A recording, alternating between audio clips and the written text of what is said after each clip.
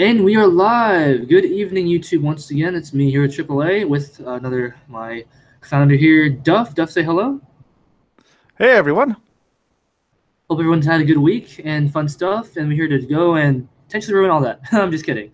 Um, well, I'd like to give everyone good news, but of course, if you've been following the news at any given rate, lots of unfortunate things have been happening recently with uh, guns and violence and government and blaming all around, blames all around for things that could or could not be their fault. But um, as many of you know, there was a town hall with CNN.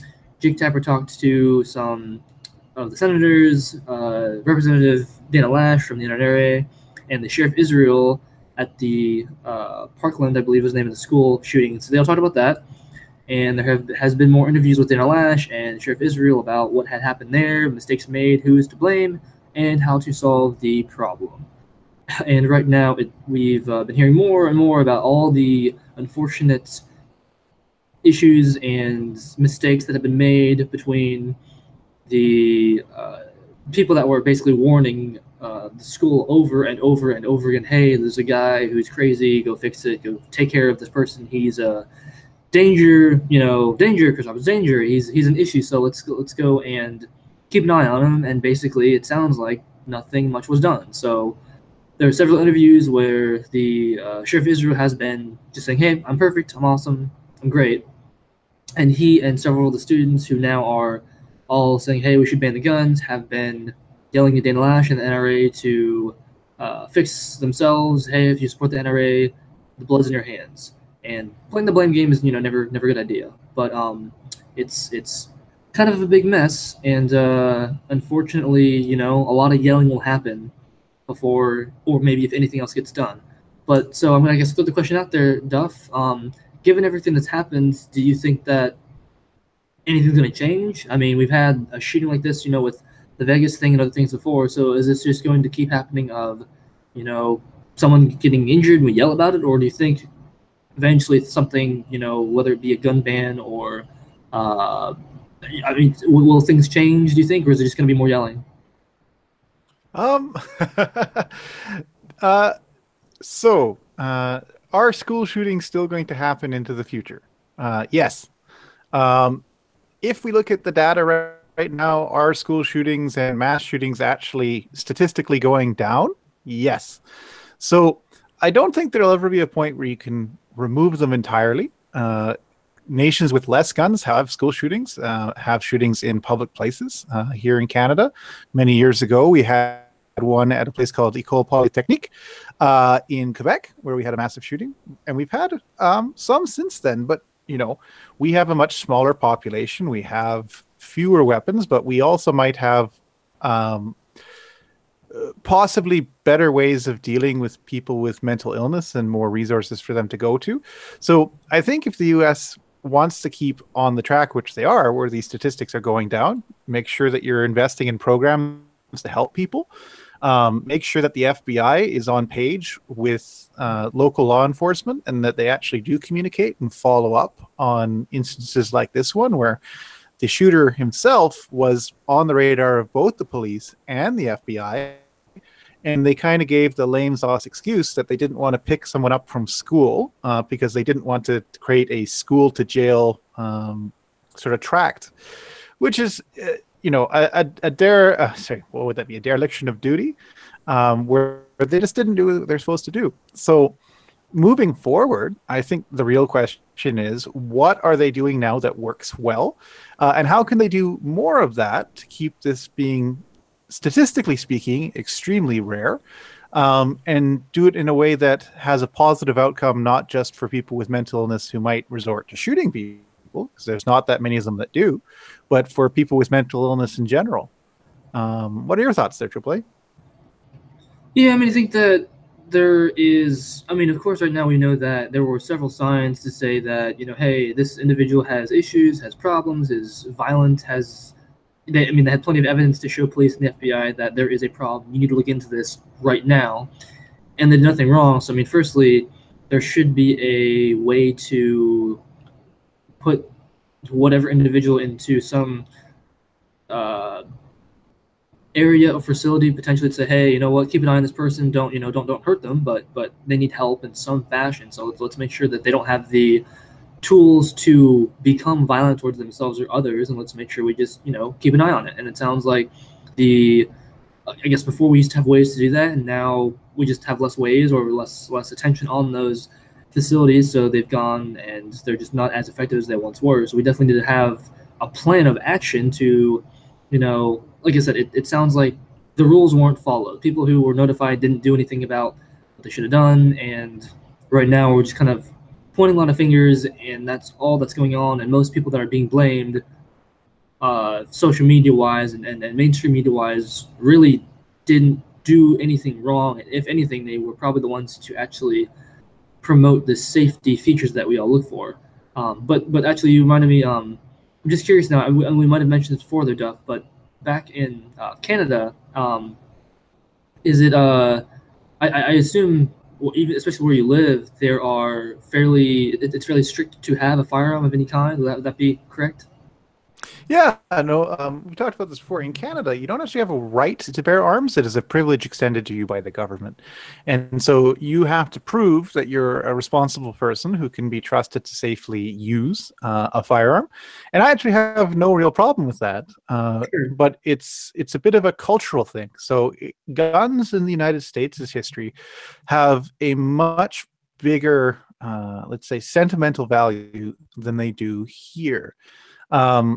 The idea that someone would even advocate for what is it, concealed carry or open carry in Canada outside of places like Alberta and maybe Saskatchewan would be seen as basically ridiculous. A lot of our firearms legislations is also based around the fact that in northern parts of Canada, and you don't actually have to go that far north, there's a good chance that you can run into wildlife, which is potentially dangerous. So long arms and long rifles are, they're regulated, but they're more common in a practical sense than in a self-defense from other people sense.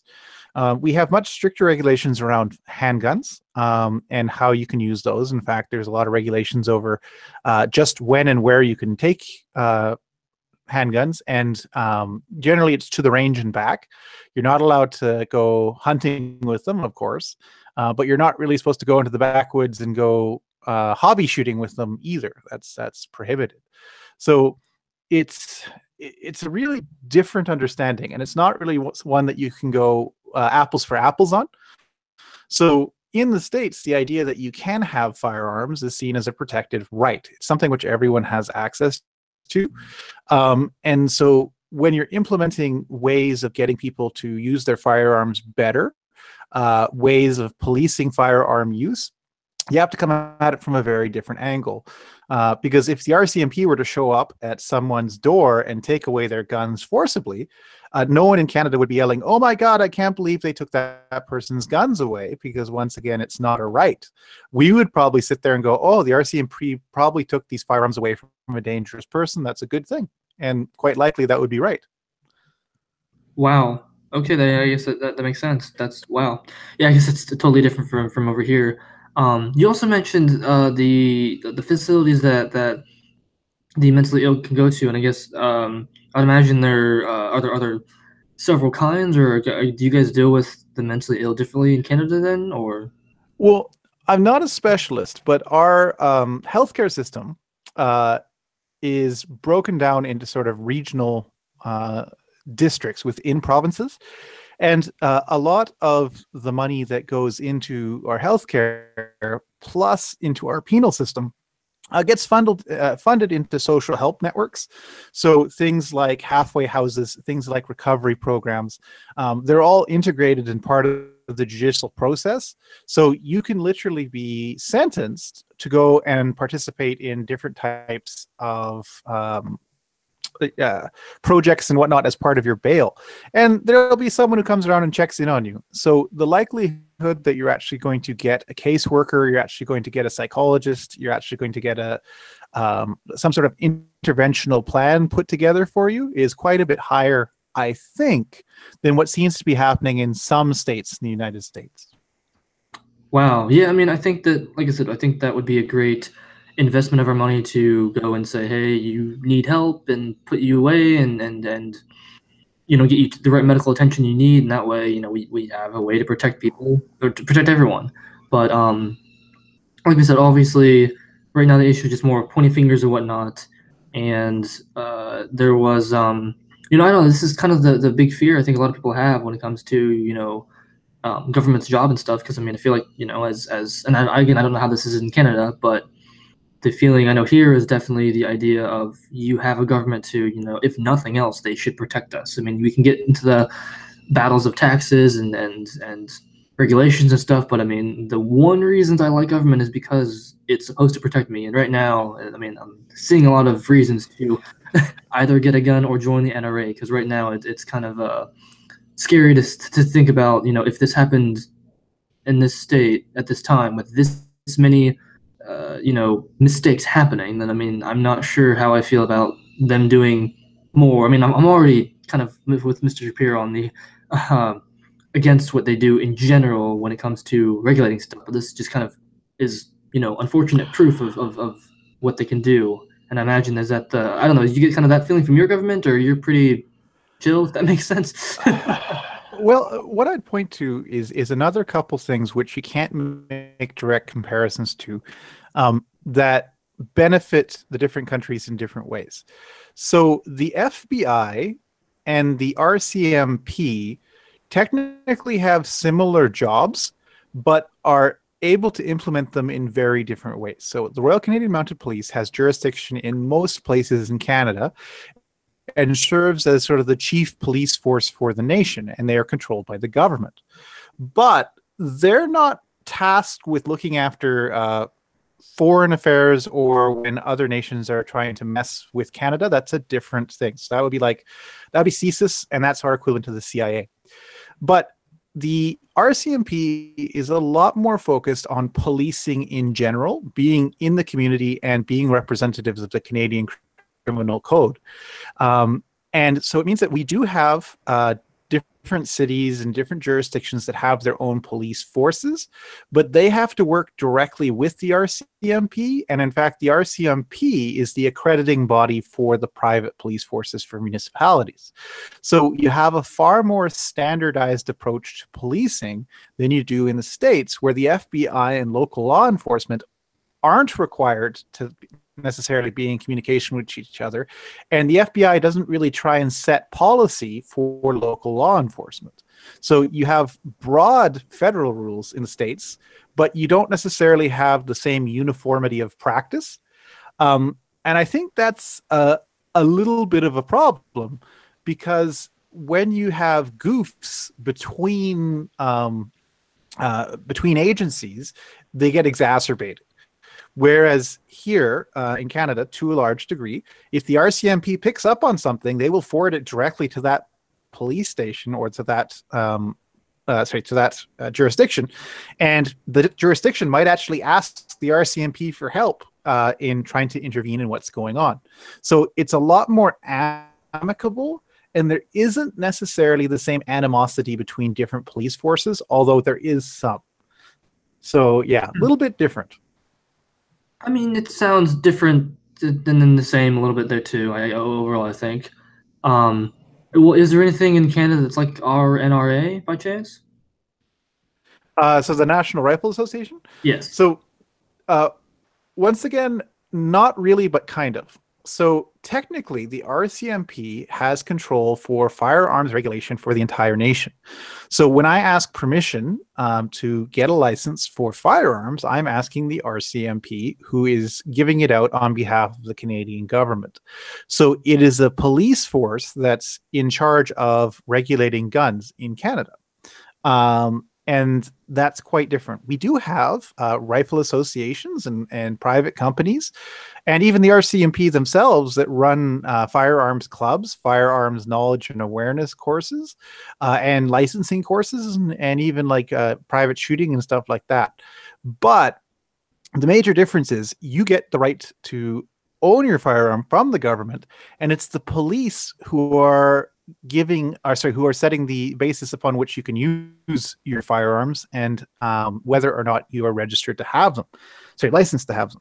So the NRA is a national institution, sorry, a national body in the states, but it's not actually related to the government, and it's not actually directly connected to any police forces or supranational law enforcement agencies like the FBI. So once again, similar but different. So if I were to try and get my firearms license, where when I did, I went to a private company that had been given licensing power by the RCMP. They ran me through courses. But if I were to screw up, that private company would report me to the RCMP, and the RCMP would come and take firearms, and they would revoke my license.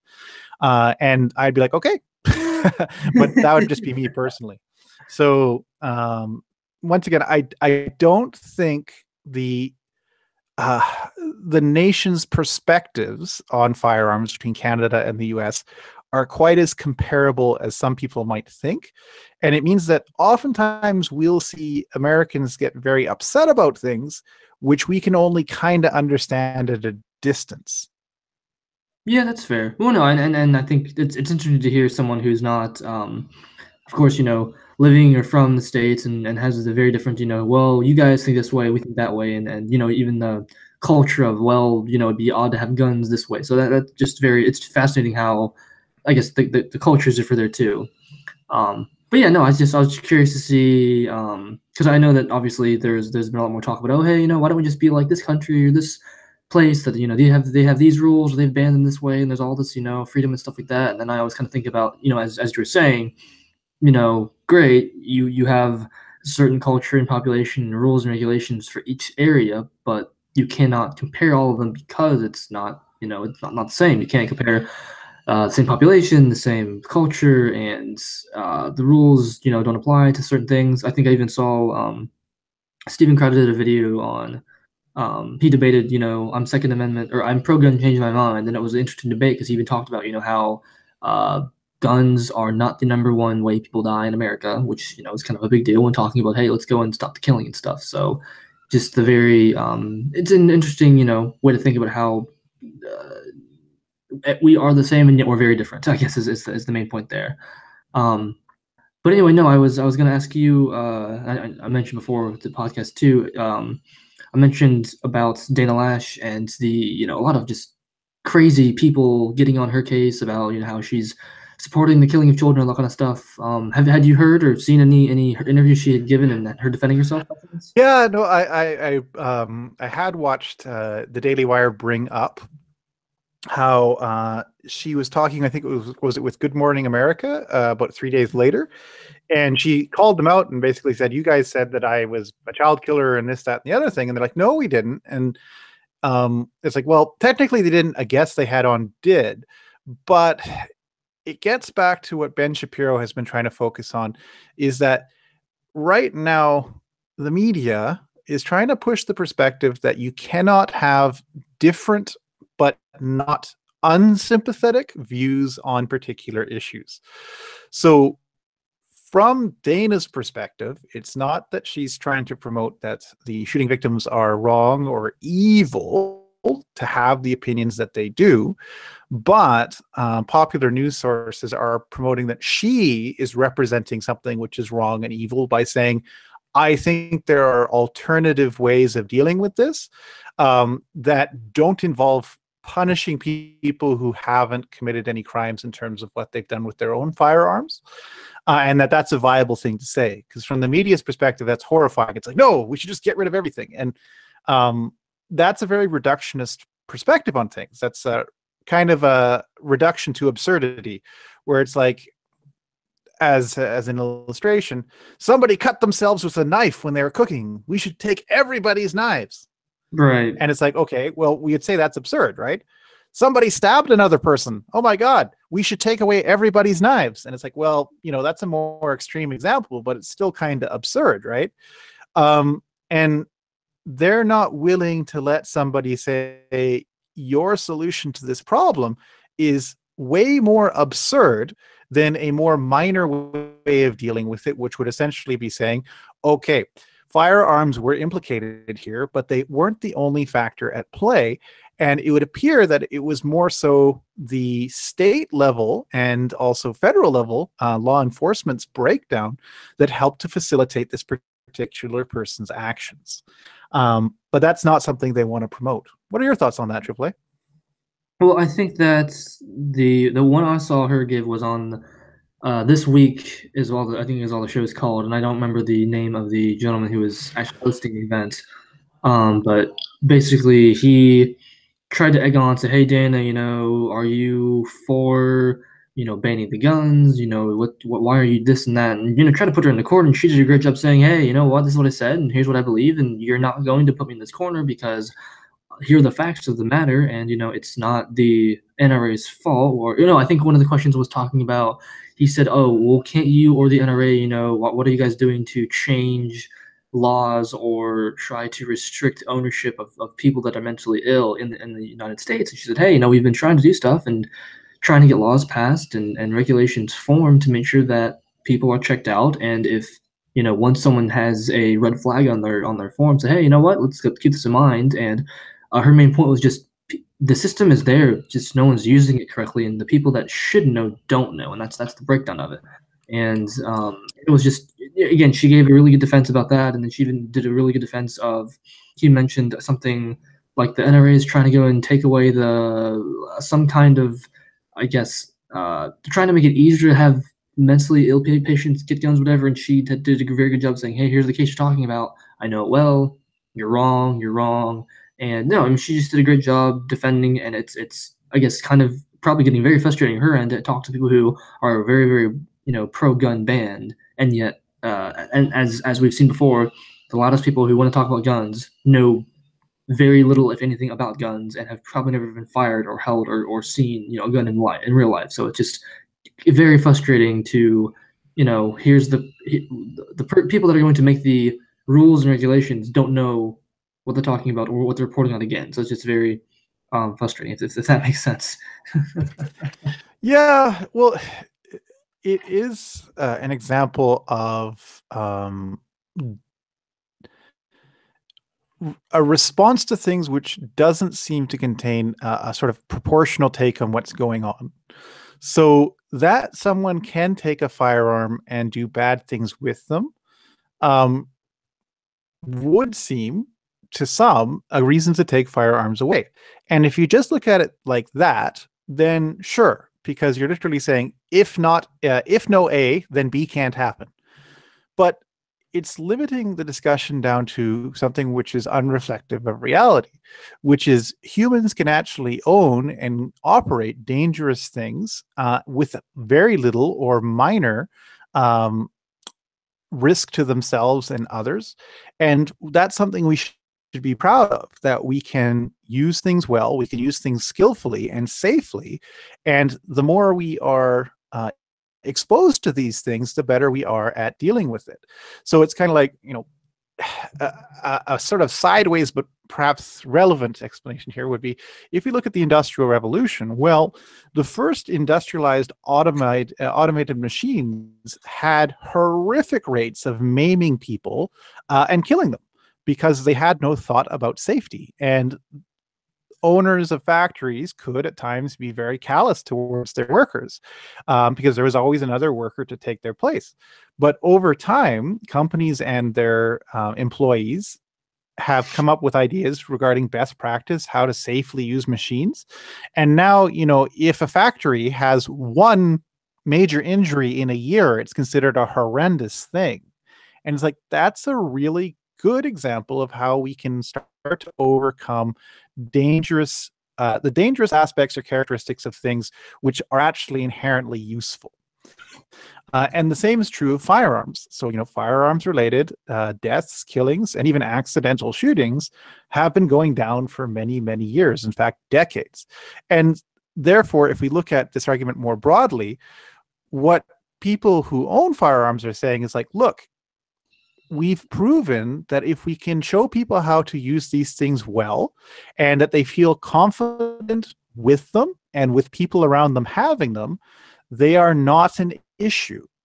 Whereas the other side is saying, anything that can be dangerous to human life in any sort of way is evil and we should get away, we should throw it away. And it's just like, but that once again sort of attacks a much larger thing, which is the agency of individuals and the competency that humans can develop over time. They essentially want people to remain children who are unable to interact with the world around them on some level. And that's even more horrifying if you take it to its extreme extent than taking the idea that humans can use tools and become better at using them to its extreme extent. That's true. That's true. Now, with that being said, I assume you've also seen some of the interviews with the students at the school and their point of view towards, hey, Anna didn't lash. They're bad. Let's be smart and ban them. I'm not a hero, but blah blah blah. What's your feeling towards the news outlets that are basically using these kids as a poster for, hey, don't feel bad for that kid. He went through some stuff, and we should make laws because he said so. And how's that come off to you? That's a tricky one, because we also have to think outside of this particular instance too. I'm actually really glad that the victims of this particular, heinous attack have been given an opportunity to speak.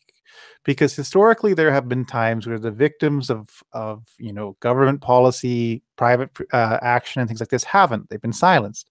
And in fact, if we look around the world, there's a great many people who have been victimized through circumstances that are beyond their control, whose voices we'll never hear. So I'm glad that the news is actually allowing people to speak. What I'm not as appreciative of is the fact that they seem to have taken an active hand in catering which ones of these victims are getting to speak and coaching them on how to go about doing it. And they're doing it in a very disingenuous way. And that's what I have more of an issue with. So it's like, it would appear that there's this one particular guy, and you were making reference to him, where he basically attacks Dana Lash with like personal attacks. And it's like, well, I can understand where that's coming from. But the thing is, you're not coming across as someone who's broken and someone who has, suffered a horrific trauma. You're coming across as a polished, almost lawyer-like individual who knows how to speak to camera. And it's like, that doesn't seem right. That seems extremely disingenuous. And that seems like a disconnect from what I think would be a better outcome, to have somebody say, like, look, I have a hard time with you supporting that people should have guns, because you know what? 3 days ago, I was in a school where someone decided that they wanted to kill a whole bunch of students, and they did. And it was horrifying. And I can't get behind this idea that you should use guns in XY way, or people should have it. And I think that would be a much better and more honest testament to what people go through when they're traumatized than this like slick salesperson almost kind of take on it, who is throwing clever barbs at their opponent after having been through a traumatic experience. And it's just like, wow, this is so fake on so many levels. But what are your thoughts? Yeah, no, I agree with for the most part about the.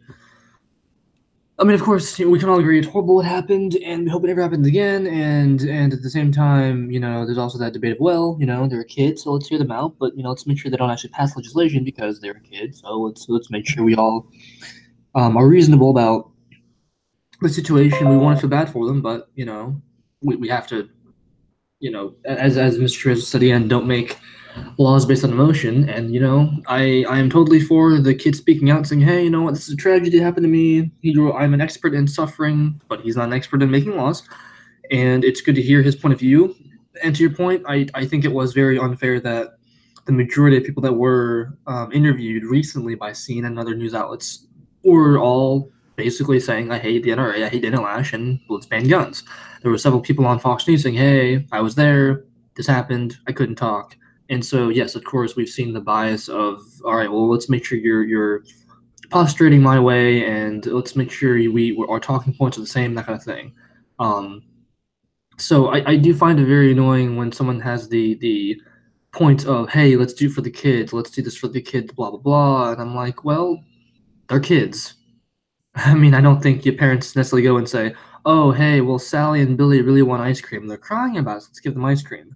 I mean, our job as adults is to train them and then let them know. Like, I mean, as parents, sometimes you're the bad guy. You say, "You don't know any better. You haven't lived long enough in life, and you don't know the extraneous or non-extraneous results of your decisions right now.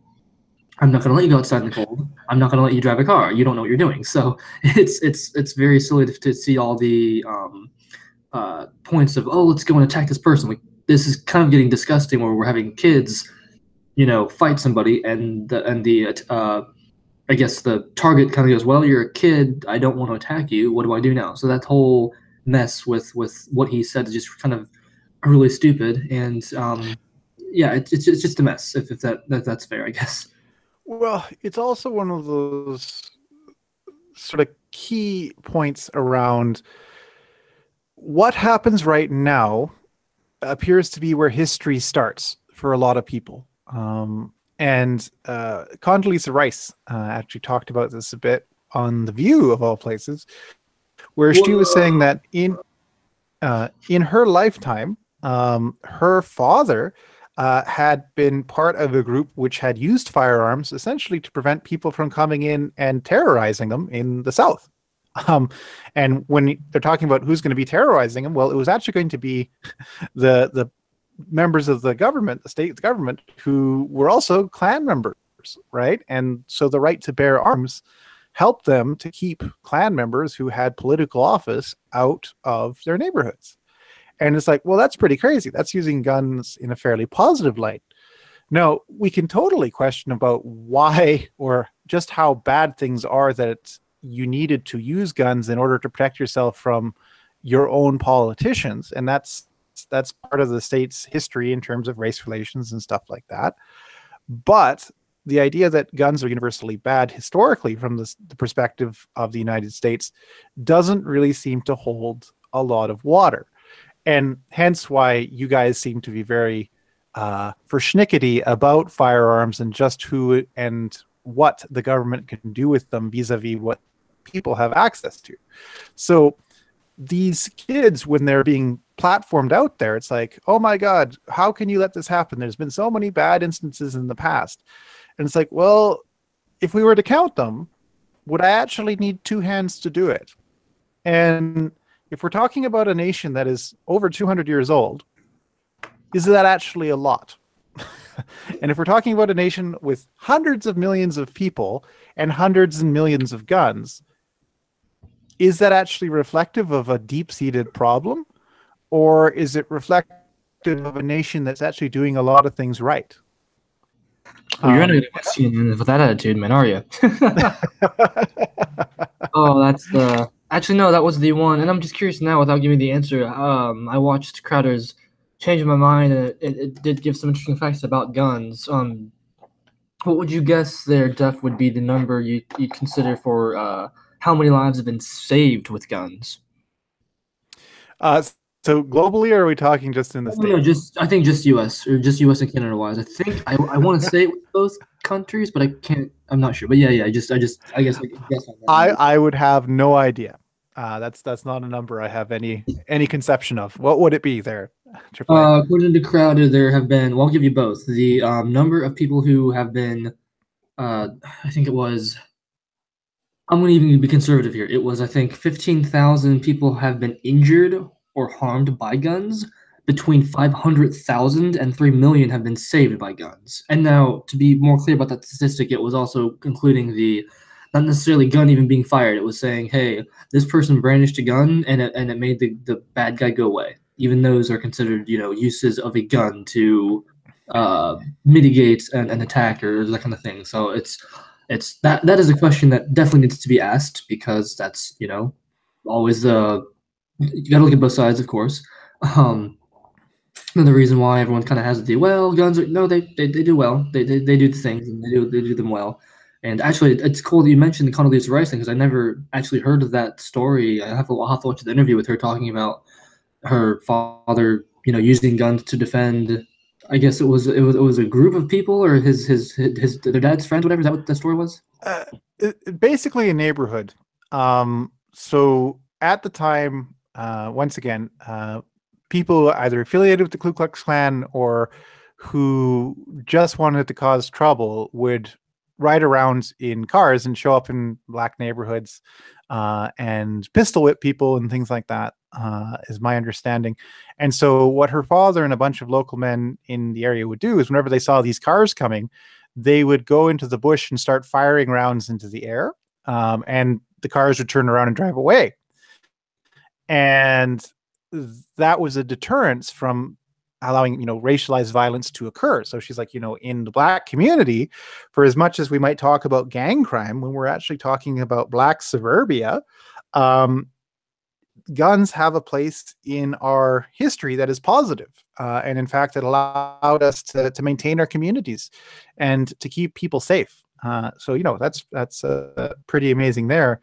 And oh, shoot, what's his name? The guy on Daily Wire who Ben Shapiro and Clavin pretend to loathe. Is it Michael Knowles? Yes, they don't pretend. I think Ben, he's a very interesting character, but yes, yes. Yeah. So Michael Knowles, I have to admit, I'm starting to like his podcast a lot more since it's moved away from being a panel show.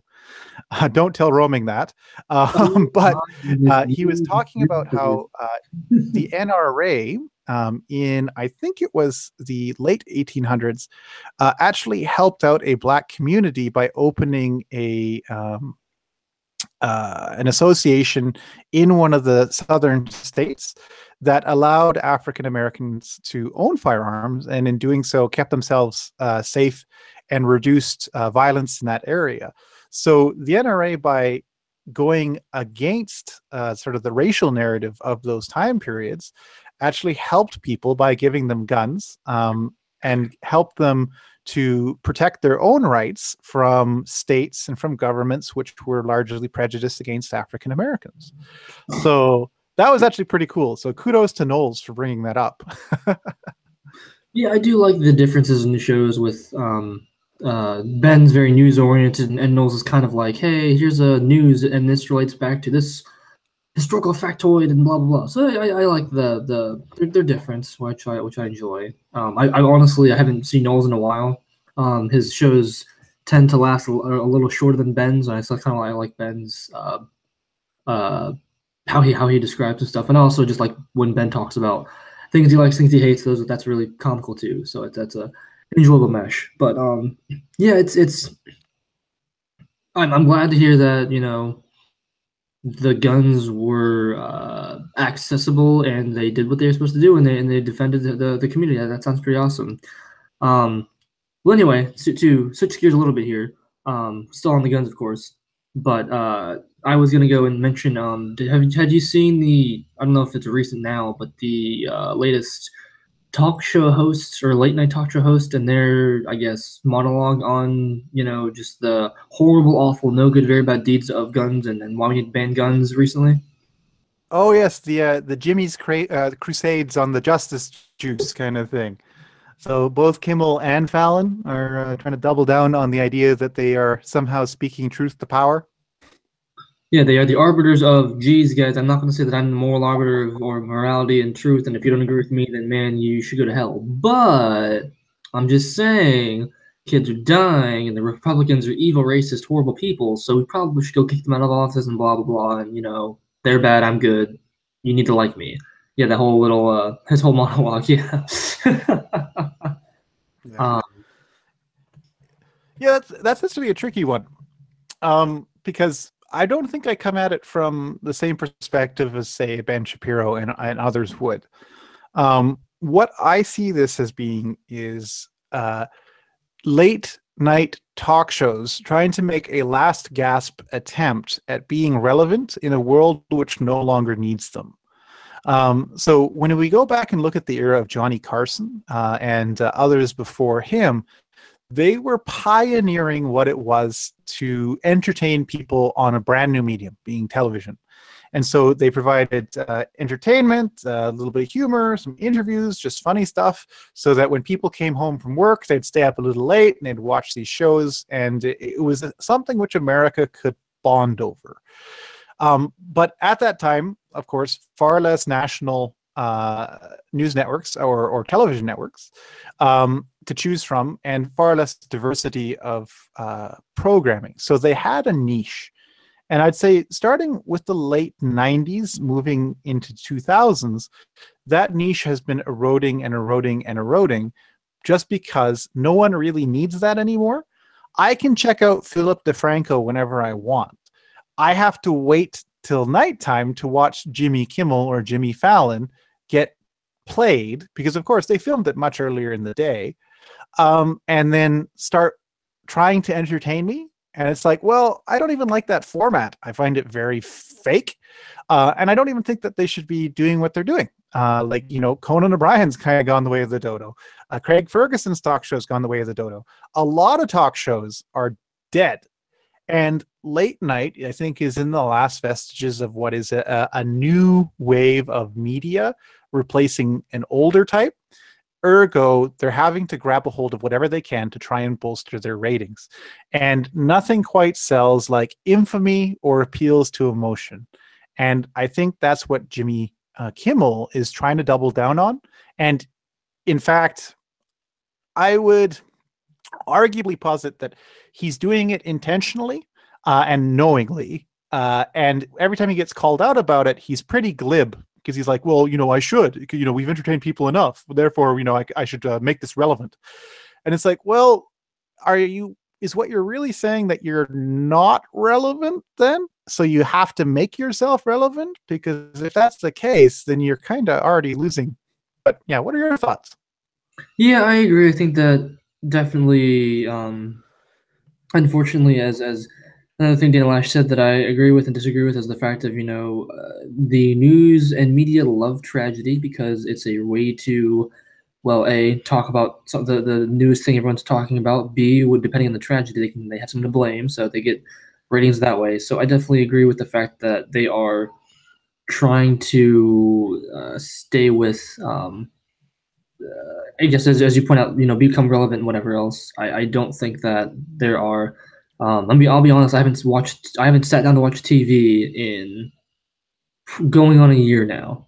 And I mean, like, and I might have, like, if I ever go back to my parents' place, whatever, it'll be on, and I'll, like, glance over. But I've not sat down to watch TV and like have all right, I'm ready for the commercials. Well, I've not done that in a long time because, as you said, I don't.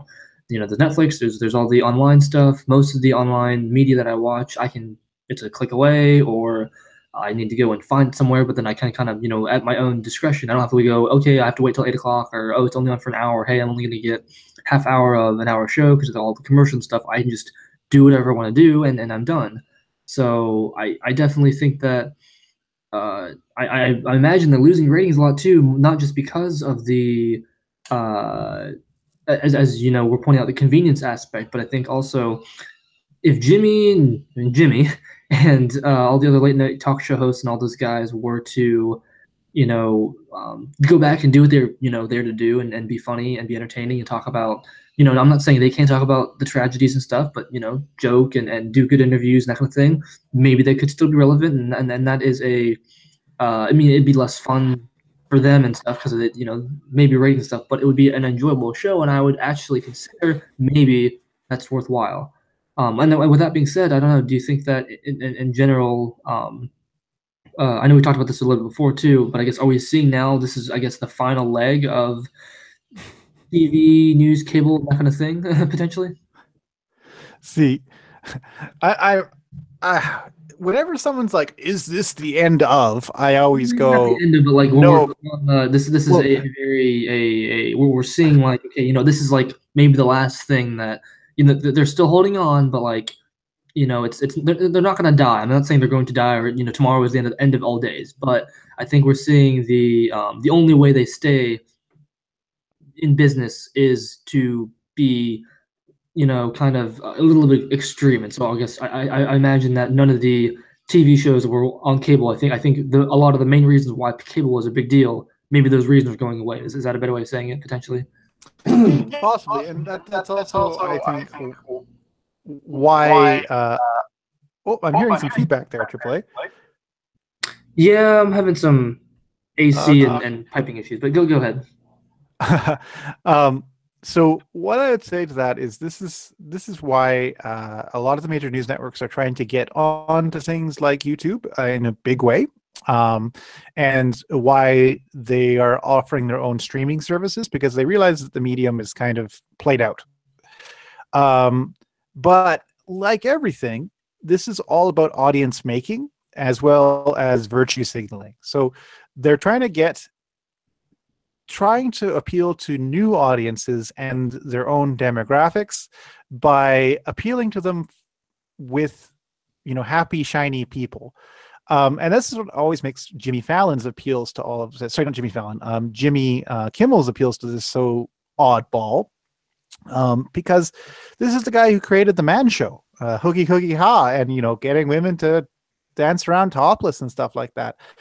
And for someone who doesn't seem to be aware of their own history, or at least divorces themselves from it, my question is always, have you evolved as a person, or have you been shaped into a role that your producers and the powers that be at networks want you to be? We need a comedian to be a late night show host because we just do. Jimmy is on our network. Let's move him towards that. He dated Sarah Silverman. He dated this person. He's a name, so we can actually make something out of him. It's kind of ironic that we never see news anchors end up being the hosts of late night shows or things like that, just because they know they can't sell them in quite the same way. And if we look at Jimmy Fallon's show, for an example, of course, he comes out as a Saturday Night Live milieu. Well, Saturday Night Live has been dying a slow death for decades now.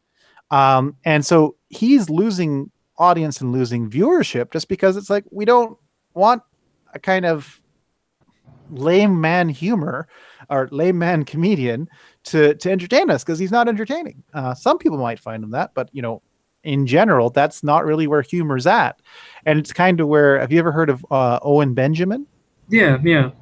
Well, it's kind of like, Owen Benjamin is kind of doing Jimmy Fallon shtick in that he's pretty straight faced. He doesn't like look, wink at the camera or anything like that. But his jokes are actually about things that are substantiative, and they don't get watered down by censors who basically sit above the writing department saying, no.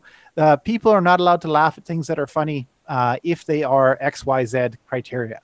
And because of this, it becomes utterly hypocritical that the news media outlets and just popular media in general is trying to lift these guys up to be the moral arbiters of what's right and what's wrong. That's not to say that they shouldn't be able to voice their opinions, but rather the sheer amount of staging that goes into actually giving them this platform kind of takes any true substance out of what they're saying, because it's not as if an everyman's man would get the same attention doing the same thing. Yeah, that's fair. And just curious, did you see the day, I think it was for Jimmy Kimmel, the one day where Chris Pratt took over? Nope. Was it good? That was a fun show. He said nothing political, only entertaining. He had a Margot Robbie and they interviewed. It was a very fun interview. I mean, Chris Pratt is one of those kind of guys where if he didn't act, like if he wasn't he wasn't a movie star, then I mean, like, just him. I don't know if he would tell jokes, but like, he is an entertaining guy just to watch. He just has this friendly, goofy, I don't know, like I guess it sounds lame, just a cool guy vibes. Like, he's the kind of guy you want to hang out with. That's just that's the vibe he gives off, no matter what he does, kind of deal. So it's just a very he stepped in for Jimmy, and it was so, like, I would almost pay for cable just to watch Chris Pratt go on a monologue / interview people for an hour for a night. I think, I mean, maybe not like just him, but like, he would definitely be a deciding factor. It was a very good show. So no, and I think that's true. You say that, like you said before, that it is dying, and that's unfortunate to do too. and hopefully they do. I mean, I know now every now and then I'll get a clip of. I mean, I'll admit listening to stars, movie stars, be interviewed by Jimmy Fallon or Kimmel. That is kind of interesting. So I mean, those clips are all on YouTube now too. But I don't know. I mean, I think the only thing that they can really do to save themselves is become like every other major or not major, but several of the other major broadcasting networks and say, hey, we've got to shove our content to a network style and say, here we're going to go and load content onto a server and have people go and pay for this at this cost or this price per month and then make money that way. So that'd be better off. But I think so I don't know. Would you potentially say that maybe, or I guess the better question is the what if you were Jimmy Kimmel or Jimmy Fallon? I guess, or is the news this way the only thing that would boost ratings, or is there anything out there that you think that would not be so political to be able to say, hey guys, this is not political, but you want to hear this, or is all those reasons kind of on the wayside now? Um, I don't actually know enough about them, but I would guess this.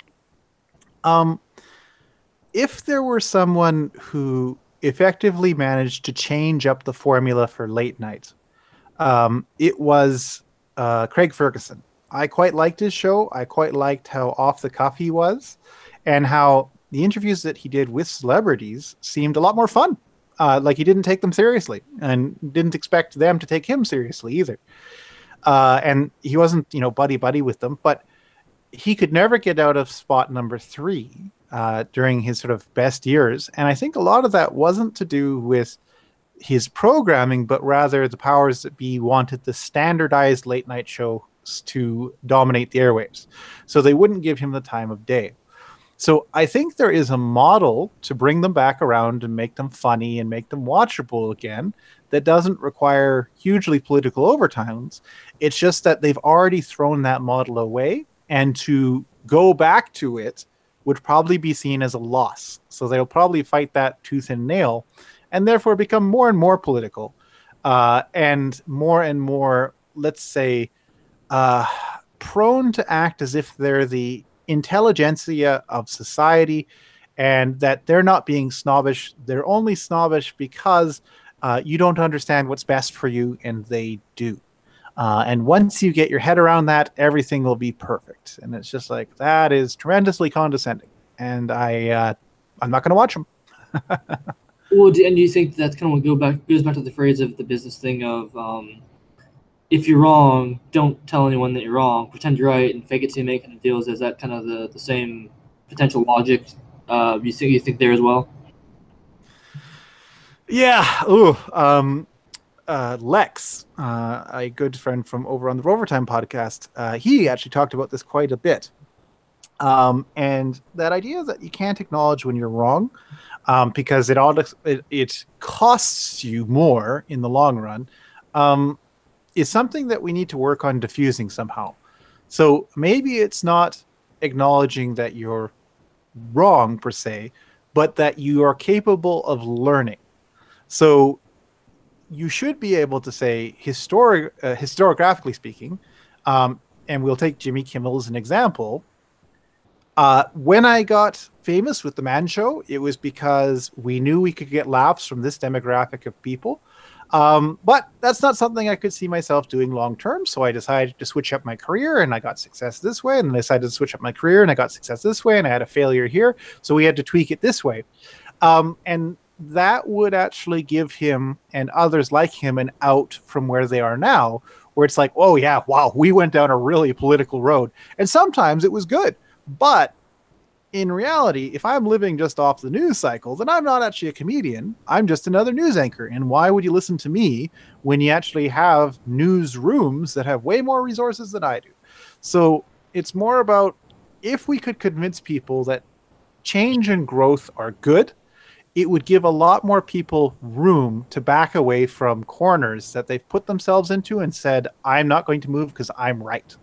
And declaring yourself to be the ultimate judge of anything is a dumb position to take.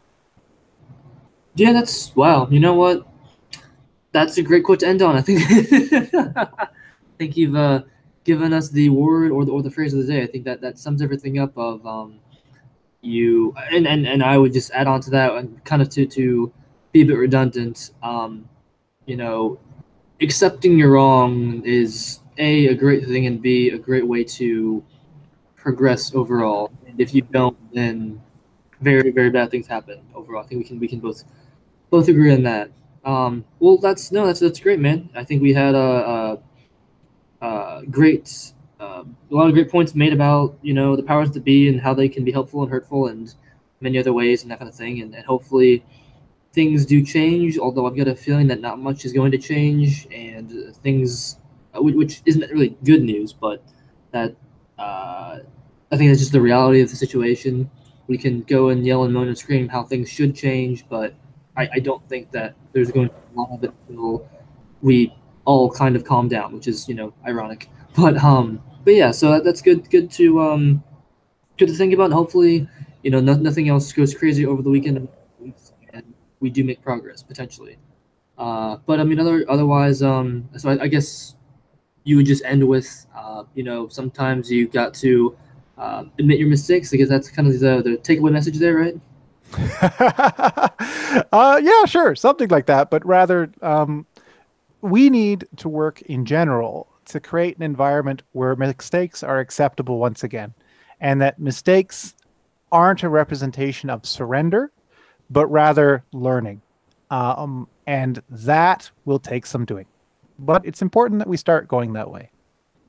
Yeah, we probably should do something to take away the negativeness of mistakes. And I'm not saying promote, hey guys, let's make sure you screw up, but promote the, uh, I guess, make it more neutral potentially. Say, hey, you know what? I almost want you to make the mistake.